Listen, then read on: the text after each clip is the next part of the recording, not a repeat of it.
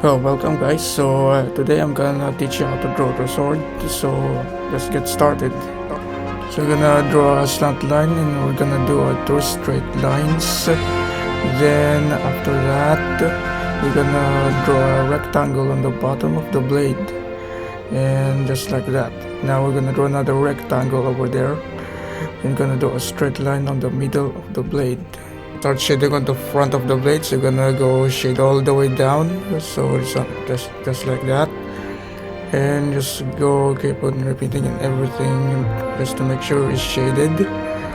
Just gonna shade all the way there, and gonna shade also on the bottom of the hilt of the blade, so you're gonna just shade just like that. And that's how you're gonna draw a sword with shading. And yeah, thanks for watching.